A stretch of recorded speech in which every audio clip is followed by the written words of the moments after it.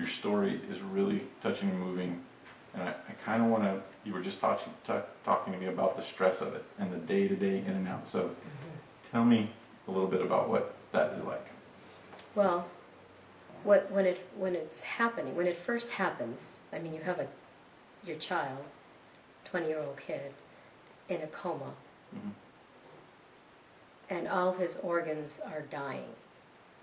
He's in ICU, and it's just so surreal and intense that there are really no words to describe it.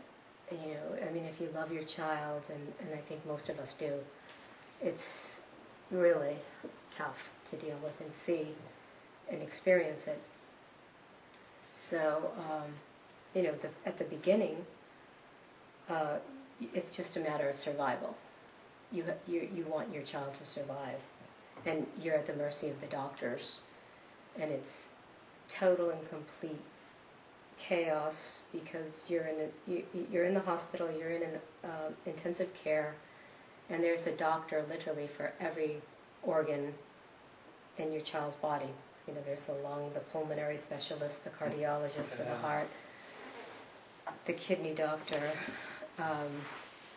there's the physiatrist, so you pretty much look for, every day you're waiting, and it's a waiting game because your child's in a coma, and you just want him to come out of it. So that's painful to watch and experience, and it's just tough. And then you're fighting with the insurance companies. You think that you have good insurance, or you're told, oh, this is a really good policy, until you have a catastrophic loss like this. Then you realize that all they care about is getting you out of there. Right. They don't want to pay for ICU every day. Forever. So what they'll say, oh, you know, he's stabilized, and we're going to put him in a regular hospital room. That happened a couple of times where he was, and he was at a very good hospital too. He was at University Medical Center in Tucson, where the congresswoman was that got shot in Tucson. Gabby Giffords, is that her name? Mm-hmm. And they have an excellent trauma team. So you were saying about the daily death you were talking about. Right. And then we were fortunate that Josh did come out of the coma, but he went from being in the coma, and this was all in Tucson, and I wanted to bring him home to San Diego, so I life flighted him, and I paid for that, to life flight him to a skilled nursing facility. Care Right, called Care Meridian, which was wonderful.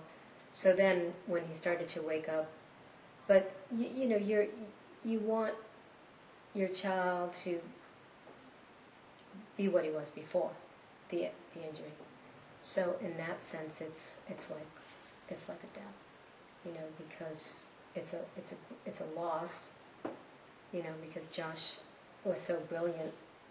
I mean, as a kid, he was really, really smart. He had his own website when he was like 10 years old, and he was wheeling and dealing and selling cards and selling Beanie Babies and making all, you know, getting checks and money orders in the mail all the time. He was a little entrepreneur. eBay. This was even before eBay. Wow. Yeah, this was before eBay. An entrepreneur. What? You were an entrepreneur. Oh boy. Yeah, he's still really a numbers kid. Yeah. But anyway, so it's just it's hard. Yeah. So you go through different stages. Right. You go through different stages. So in this daily death that you're talking about, and these daily things that you had to go through, and the fight with the insurance company, the fight with the doctors, and things like that, I mean, how did you find the strength to fight that every day? Because truthfully, there's a lot of people that give up. right? I don't know. You just kind of rise to the occasion. I think when you're in that mode, and then you're hopeful. I'm a hopeful person. I'm a very optimistic person. So at the beginning of the injury, I have that. you what? How about you? You helped me with that. Yeah, Josh helps me. He helps me be optimistic. Yeah. So, I mean, this was 4 years ago. Over 4 years ago. Yeah. March 28th, 2007 was the injury, and here we are. Mm. December of 2011. Wow. It's been a while. Yeah. So at the beginning, you think that everything's going to be fine, because you if you have the fighting instinct, and you just have to like defy any kind of negative prognosis, because you get a lot of that. The doctor's You get a telling lot of you that. Yeah. it's the end, he's not going Or to he's in a persistent vegetative state. He'll be in a persistent vegetative state. You should be happy with me. I should what? You should be happy with me. I should be happy with Yeah. you? Well, I'm happy that you've come this far. I know. And you're continuing to. Yeah. I think the future for Josh is stem cell. Mm. Oh. So I you do. say you're naturally optimistic, and you were talking about how even it's interesting how you're naturally optimistic, and the part of his brain that's still overfiring really well is the happy side and the optimistic side. Right. Yeah. That kind of to me touches me. It's like a piece of you Yeah. That's changed him, but that there's still got to be times where you had to reach out for help, or reach out for resources, or Right. reach out for answers. Yeah. How did you find the strength to do that when you're saying so much Well, negative? you cry a lot. You just have to. I mean, you have to live your life. Yeah. And if you're miserable and you're crying, and you do that. So there are days that you do that, Mhm. which is a release. It's a release to cry. Is a release. Mm. So that's So you let yourself. probably a good thing. So you ask a lot of questions. You seek resources. You talk to people.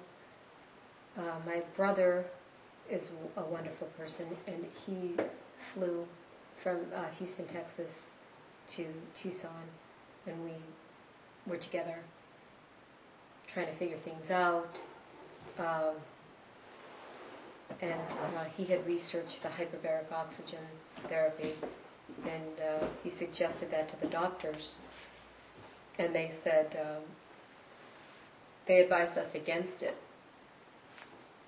but we decided to do it.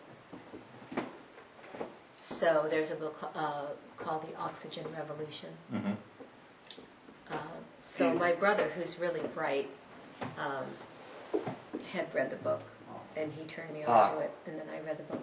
So he's had over 200 hyperbaric oxygen treatments, HBOT treatments, which is basically oxygen, pure oxygen in a pressurized setting. So the idea is to jumpstart the idling neurons in the brain that weren't firing. Right.